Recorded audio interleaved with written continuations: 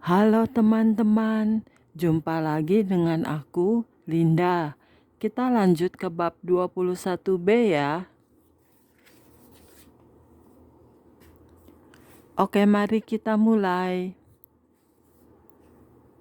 Walaupun di sana tidak terlihat api, aku tahu tempat ini adalah bagian dari alam maut, karena daging mati berjatuhan dari tulang-tulang orang-orang yang berada di sana dan kemudian tumbuh lagi dan benar-benar menempel kembali. Kematian ada di mana-mana, tetapi rupanya orang-orang itu tidak memperhatikan. Mereka bercakap-cakap dengan asik sekali. Yesus berkata, "Marilah kita dengarkan apa yang mereka bicarakan." Seorang laki-laki berkata pada lainnya, "Apakah kau dengar tentang seorang laki-laki bernama Yesus yang datang untuk menebus dosa?" Yang lain menjawab, "Aku tahu Yesus, dia mencuci dosa-dosaku. Sebenarnya aku tidak tahu apa yang kulakukan di sini." "Aku pun tidak," kata laki-laki yang pertama. Yang lain berkata, "Aku mencoba bersaksi tentang Yesus kepada tetanggaku, tapi dia malah tidak mau mendengarkannya. Ketika istrinya meninggal, dia datang kepadaku untuk meminjam uang untuk penguburannya. Tapi kuingat Yesus telah bersabda, kita harus cerdik seperti ular dan tulus seperti merpati. Maka kutolak dia. Aku tahu toh dia akan pakai uang itu untuk hal-hal yang lain. Kita harus menjadi hamba yang baik dari uang kita, bukan?"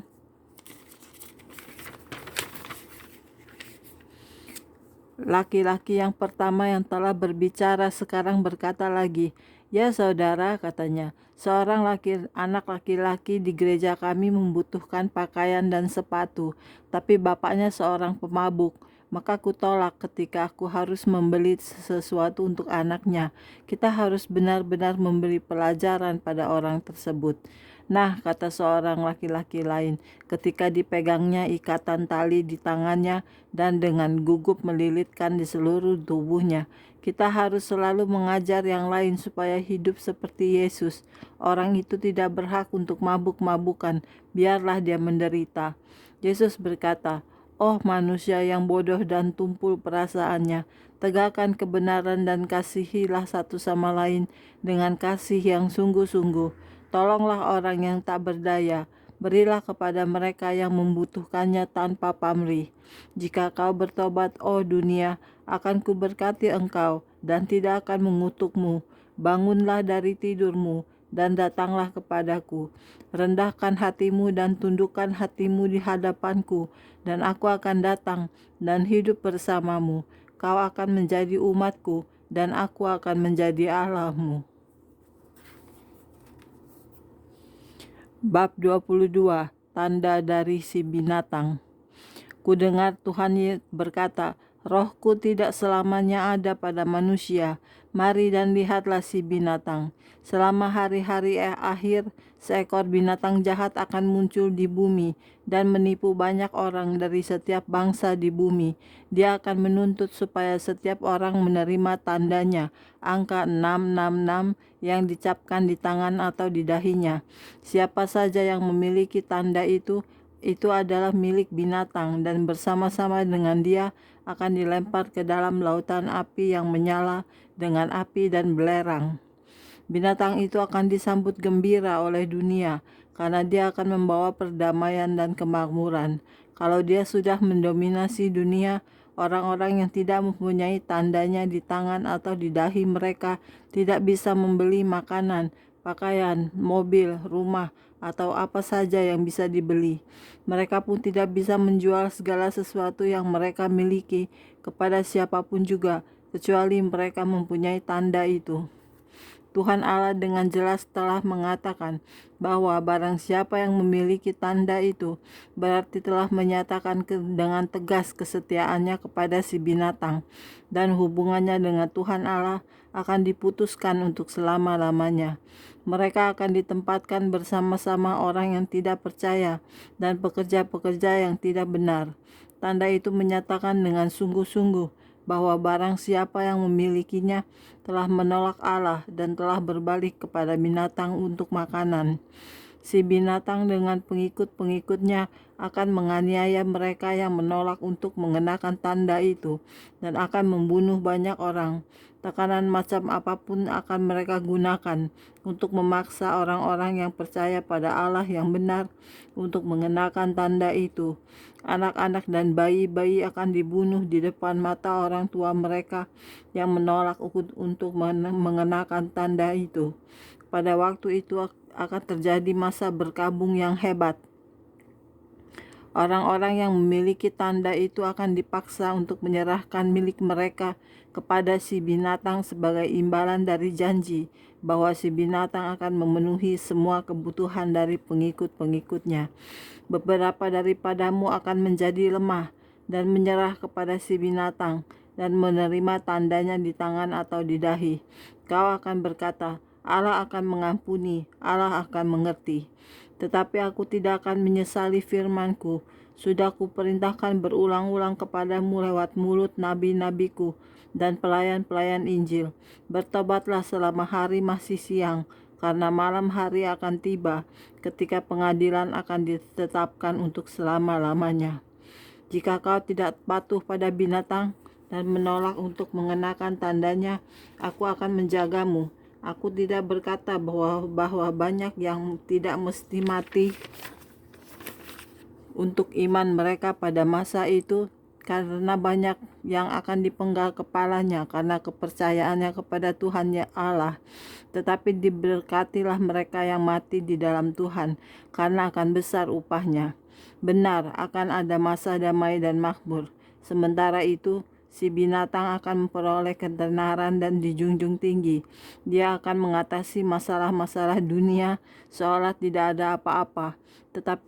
Tetapi perdamaian akan berakhir dalam pertumpahan darah, dan kemakmuran akan berakhir dalam masa kelaparan hebat yang meliputi seluruh negeri. Jangan takut kepada apa yang bisa dilakukan manusia terhadapmu, tapi takutlah kepada Dia yang bisa melempar jiwa dan tubuhmu ke dalam alam maut. Karena meskipun ada penganiayaan besar dan meskipun kesengsaraan bertambah-tambah, aku akan melepaskanmu di antara mereka semua. Tapi sebelum hari yang jahat itu, akan kubangun sebuah laskar yang kuat dan akan menyembahku di dalam roh dan kebenaran. Laskar Tuhan akan melakukan pekerjaan-pekerjaan yang besar dan perkara-perkara yang sangat hebat untukku. Karena itu datanglah bersama-sama dan sembah aku dalam roh dan kebenaran. Bawalah buah-buah kebenaran dan berikanlah kepadaku apa yang menjadi hakku, dan aku akan menjagamu di saat-saat yang jahat itu. Bertobatlah sekarang untuk diselamatkan dari perkara-perkara yang mengerikan yang akan menimpa para pemberontak dan mereka yang tidak diselamatkan. Upah dosa adalah maut, tapi kasih karunia Allah itu abadi. Datanglah kepadaku selagi engkau masih mempunyai kesempatan, dan aku mau menerima dan mengampunimu. Aku mengasihimu dan tidak menghendaki kau terhilang. Percayalah pada laporan ini, dan pilihlah pada hari ini siapa yang akan kau layani. Bab 23. Kedatangan kembali dari kedatangan kembali dari Kristus. Kulihat kedatangan Tuhan, kudengar suaranya seperti suara sangkakala dan suara seorang penghulu malaikat, dan seluruh bumi bergetar, dan orang-orang yang mati dalam Tuhan keluar dari kubur untuk menyongsong Tuhan di udara. Selama berjam-jam kudengar tiupan tanduk, bumi dan lautan menyerahkan orang-orang mati mereka. Tuhan Yesus Kristus berdiri di awan dalam jubah api, dan terlihatlah pemandangan yang penuh keagungan dan kemuliaan. Kudengar lagi suara sangkakala, dan ketika kuperhatikan, mereka yang hidup dan tinggal di bumi naik untuk menjumpainya. Kulihat orang-orang yang sudah diselamatkan seperti berjuta-juta titik cahaya berkumpul di tempat pertemuan di udara. Di sana malaikat-malaikat memberikan jubah-jubah yang putih bersih pada mereka. Terjadilah sukacita yang besar. Para malaikat ditugaskan untuk mengatur, dan rupanya mereka ada di mana-mana untuk memberikan perhatian khusus kepada orang-orang yang diangkat. Kepada orang-orang tebusan itu diberikan tubuh baru, dan mereka diubah waktu mereka terangkat di surga. Sukacita yang besar dan kebahagiaan memenuhi sorga, dan para malaikat menyanyi, kemuliaan bagi Raja di atas segala raja. Tinggi di atas langit, kulihat sebuah tubuh rohani, itulah tubuh Kristus, dan tubuh itu berbaring di atas punggungnya diranjang, dan darah menetes ke bumi. Aku tahu itulah tubuh yang terbunuh dari Tuhan kita, dan kemudian tubuh itu bertumbuh menjadi besar dan makin besar, sehingga memenuhi sorga, dan orang-orang yang telah diselamatkan keluar masuk tubuh itu.